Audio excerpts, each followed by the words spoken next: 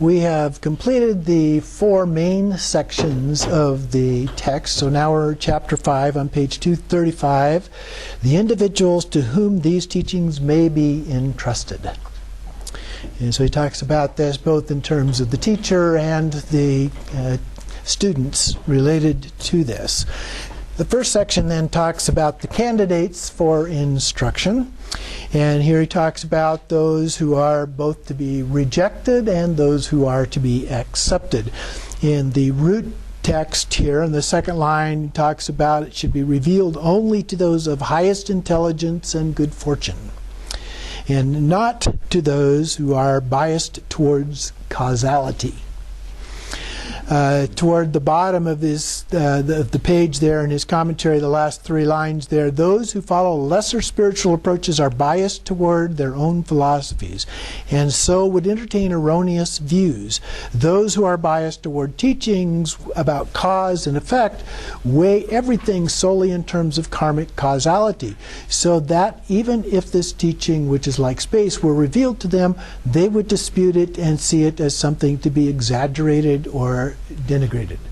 And so what he's talking about, when you get caught up in the causal approach to things, these teachings can be challenging, okay? Especially if you're not willing and able to let go of that approach to things. And so it's very important that we be careful about that to make sure that people are appropriate for receiving these teachings. And so he says it is necessary to keep the teachings secret from them. On the top of the next page, 237, he says, the candidates who are specifically to be rejected are as follows. Those who revile the guru, feel anger toward their spiritual siblings, violate the bounds of what is secret, and proclaim it publicly, have no faith, are avaricious, are of ignoble character, and fixate on the things in this life. So those are the kinds of people that this is inappropriate for. Hopefully we don't have anyone like that here.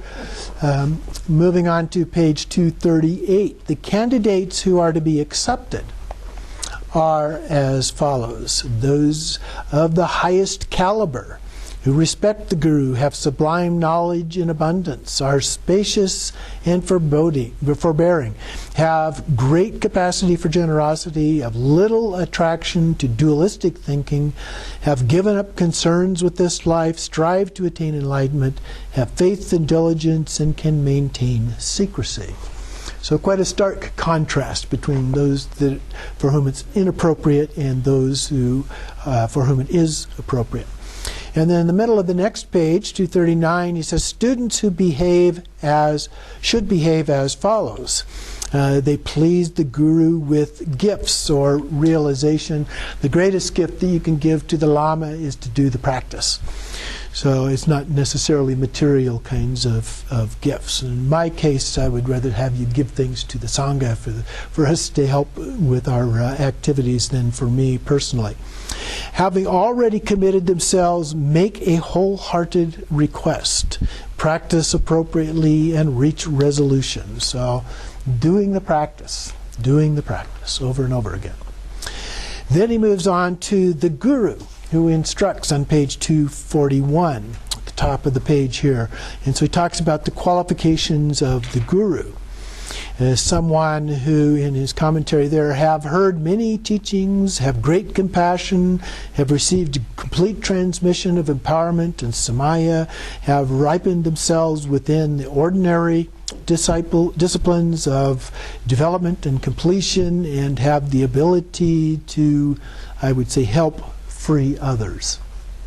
And then the Gurus of the Great Perfection, in particular, in addition, received empowerment, uphold pure samaya, are learned in the meaning found in the Tantras, commentaries, and pith instructions. They themselves have attained resolution of the space-like total purity of view and meditation, and so have the ability to bring others to complete happiness. Well, I'm not sure I meet all of those qualifications, but I'm working on it, okay? All right, on page 242, at the top here, he quotes from the Reverberation of Sound, a guru who is completely qualified is who he's talking about here. So then he goes on, the kind of guru who by implication is to be avoided. And then in the text from the Naturalizing Awareness, those who lack understanding are very proud, are foolish and caught up in verbiage, are not intent upon the ultimate meaning of the secret mantra approach, disappoint others, speak arrogantly, follow erroneous paths, have never held the mandalas of empowerment, violate samaya, fail to respond to those who ask questions, have heard few teachings, and have great pride. Hopefully I don't fit into any of those categories. Thus you should avoid them. Instruction is imparted in the following way. It examines all the candidates, bestows the key points gradually, and then also applies a seal of command or seal of trust. So the guru examines the student's suitability as a candidate, and the student pursues spiritual practice over a period of months or years, grants the key points of the teachings gradually. And actually we have done that kind of thing. First of all, accepting you into the class and having some background to prepare you for the class. We've had a number of classes, so it's gone over a couple of years now and so forth. So we've been engaged in this for quite some time. At the top of the next points, from the examination of the key points of timelessness, Baba states that we should not do this all at once, but gradually. It can come at you too fast, and then you can miss subtle understanding of what it is that is important. And so it is important that it be spread over some time. At the top of 244, with the seal of trust concerning these teachings, instruct suitable candidates to keep them strictly concealed. So these are considered to be secret teachings. They're not appropriate to just go out and share with your neighbor unless they've got some background, or your relatives and those kinds of things. If they're anything like mine, they do ask from time to time about things, but I usually try to share with them things that are at a fairly easy level of understanding and that don't violate the secrecy of these kinds of things. Technically, a lot of sources will say that the secrecy is based on the ability of one to understand them anyway, rather than the actual physical sharing in some way or other of these things. So I feel fairly confident in being able to maintain that level of secrecy, if you will, with people. Then the instructions imparted. What are the instructions? Well, the heart essence of what is imparted is as follows: teachings on the heart essence of the definitive meaning. Okay, so we're looking at teachings at a very high level here, the definitive meaning. So when we talked previously about the 4 reliances, the highest level of those reliances is relying on the definitive meaning of things. So this is at a Dharmakaya level. So some of these things can be a little bit confusing. It's very easy to get caught up in these and not recognize the level of understanding that is required for this, and take things too literally and not within the appropriate context. So then he goes on to say in his commentary on that, the first is the manner in which awareness, awakened mind, is shown to be beyond causality and deliberate effort, reaching the definitive conclusion through view and continuing within this context through enlightened intent. And then he adds that regardless of what appears, it does not waver from that awareness and is neither beneficial nor harmful. It transcends causes and effects. And then he quotes from the all-creating monarch, just a couple of these lines: the non-conceptual space is Dharmakaya. And then dropping down 3 lines: just as space does not accept or reject, Samattabhadra does not accept or reject.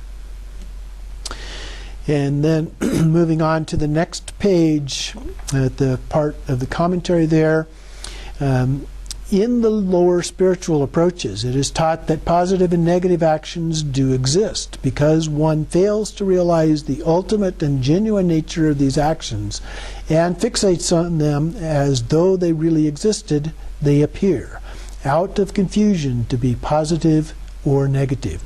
But in fundamentally unconditioned awakened mind, there is no virtue or harm. So there is no good or bad, but thinking makes it so. And that's the essence of the view here that's used. But you have to understand the context of that and not just take that as a literal kind of an interpretation of things. Let's see. Moving on then to the bottom of page 247. I'm talking about enlightened intent. Enlightened intent, awareness, naked dharmakaya, the unique state beyond causes and effects, whether positive or negative, the ultimate meaning of the resolution of phenomena that is beyond ordinary consciousness, thus rests imperturbably in its own place without thought, without reflection.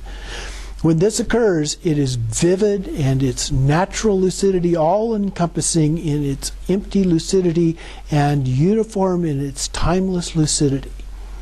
Uncontrived and undistorted within that context, it is a state of equilibrium in utter relaxation, brilliance that is naturally pristine, ease in natural freedom, vividness in natural purity, relaxation in natural place of rest, and open clarity in the unfettered and natural expansiveness of the five senses.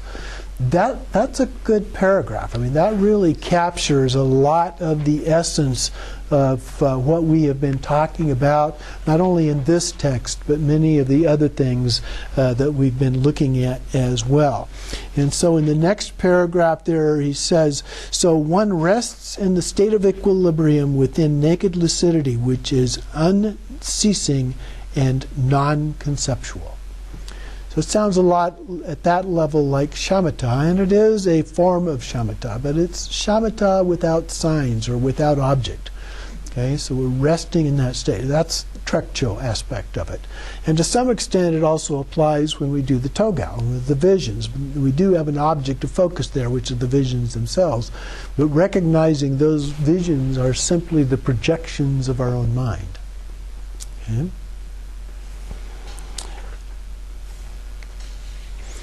Then going to page 251, toward the bottom of the page from the reverberation of sound, about the middle of that part, enlightened intent is beyond ordinary consciousness. Everything with characteristics is pure in its natural state.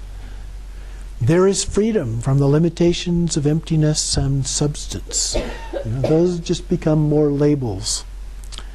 Mental stirring falls away. Non-conceptuality. Ordinary consciousness falls away. The transcendence of conceptual mind. So then on the next page, 252, he goes on and talks about two different approaches here. The original purity, which is the cutting through solidity, or trekcho, and the spontaneous presence, which is Togal, making the quantum leap. And so through the first one the elements fall away, and through the second one the elements are purified. These two are alike only in that external and internal matter is purified. Okay? So the similarities, but there are also differences. The distinction of whether or not the so-called body of light is attained. So the cutting through approach, the trekcho approach, the smallest of the body's particles disperse and freedom instantly becomes about in original purity. So the body of light does not manifest. Okay? In the quantum leap or the Togal, the body of light is quite simply the factor that brings about the accomplishment of supreme transference. There is no distinction, however, regarding the way in which freedom comes about on the level of original purity. So both of these allow us to accomplish the same thing. The only difference is whether or not we achieve a body of light or a rainbow body. Okay? And then down in the next paragraph, in the middle of the paragraph, one immersed in genuine being gains an authentic degree of indwelling confidence, so conquers the confusion of causality. Lesser spiritual approaches are not relied upon, and theories of causality are not posited. So it's not that we're giving those things up. We still have the pyramid, and those form the bulk of the pyramid, and we're talking here about the pinnacle of the pyramid, so to speak. But if we took all of that away, the pinnacle comes crashing down. There's no basis, there's no support for it. So we can't throw the baby out with the bathwater, so to speak, when we're talking about this. But the level of understanding, the context of understanding that has shifted at this point. Let's see. Then,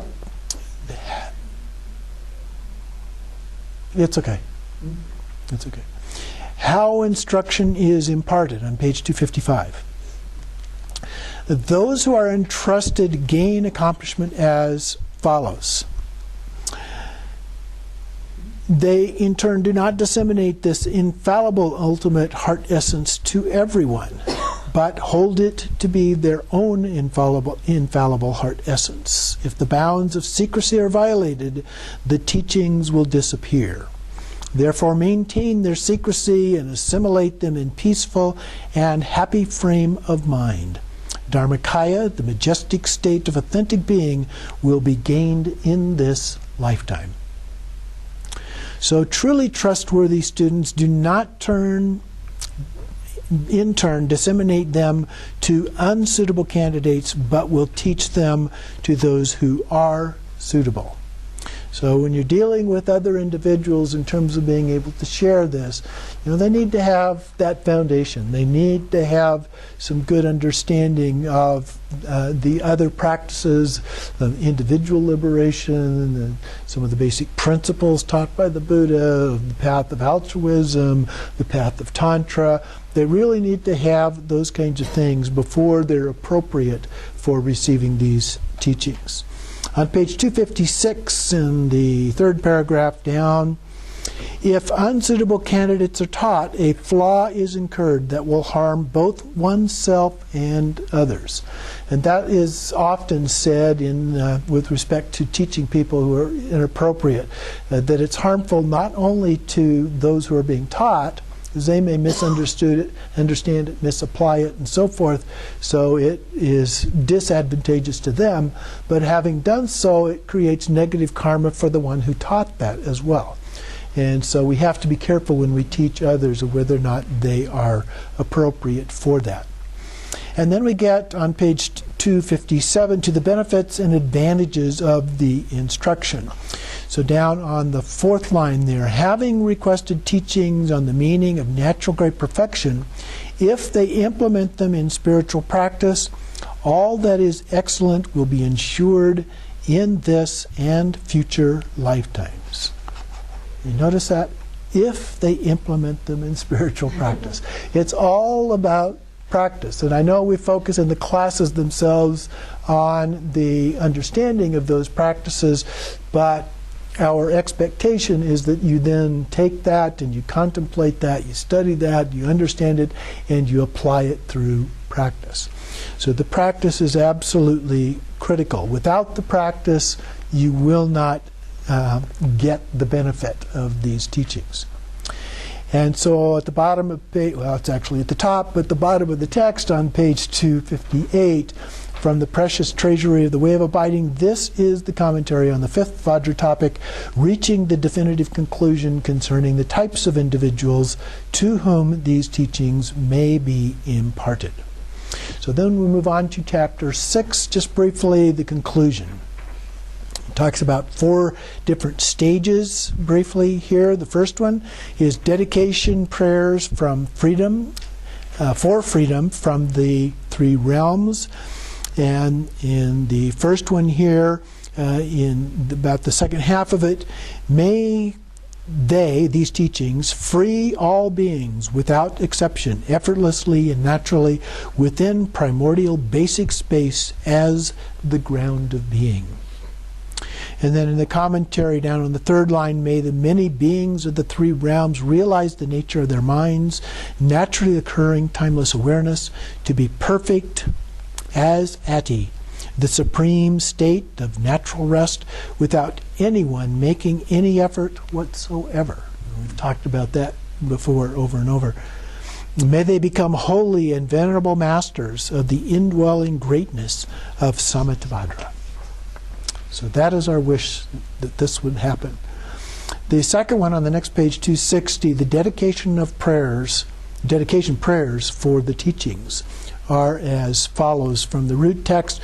These teachings, which thoroughly shatter the furthest reaches of one's view, are the very pinnacle of spiritual approaches, the basic space of great and majestic Garuda, the transmission of Adi Yoga, exalted above all. May this victory banner never fall, but unfold throughout the 10 directions. And then number 3 at the top of page 261, it talks about the author and structure of this text, going down to his commentary. First, he talks about having addressed various topics that were encompassed within the 3 categories, the mind, expanse, and direct transmission, but that they also can be encompassed within the so-called 9 expanses. The expanse of original purity as the essence is the first one. The second, the expanse of spacious presence as the nature. The third one, the expanse within which anything that arises does so ceaselessly. The fourth, the expanse of the contrivance of causality. The fifth, the expanse of the innate purity of error and obscuration within the ground of being. The sixth one, the expanse of primordial purity of view and meditation. Number 7, the expanse of free contrivance and contamination, free of anything needing to be done.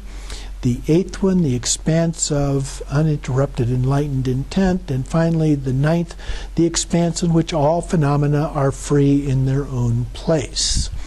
But then he goes on to say, well, these can also be encompassed within 4 themes. Thank you for consolidating those into something more simple that's easier to understand. And so those 4 are the 4 that we have been looking at in this text: ineffability, openness, spontaneous presence, and oneness. So through those we come to the decisive experience. And so he says that these were arranged to reveal the definitive meaning directly. So the ultimate meaning of things in a direct way. Then moving on to number 4, arousing joy on page 262. The following will arouse joy in fortunate people of future generations.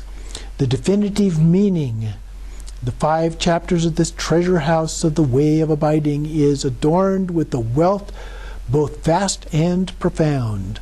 May this treatise, made lovely by a vivid array of words and meanings, bring joy to hosts of fortunate people.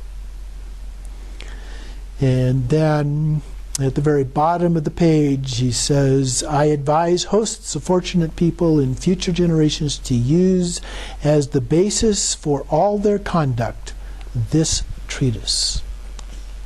And then there's a section on concluding verses. And I just wanted to pick a few of those to share with you. On page 265, in the middle of the page, he says, this simultaneity of awareness and emptiness, Dharmakaya, is spaciously empty yet lucid. This is unobstructed. This unity of everything is directly experienced. Everything is blended without interruption as one in the naked simultaneity of awareness and emptiness. And then skipping down another line or so, ongoing authentic being, majestic Dharmakaya, is surely gained. On the next page, just above the middle, ineffability, openness, spontaneous presence, and oneness, the uncontrived, our ultimate heart essence. How marvelous. And then starting at the top of page 267 here, about a third of the page.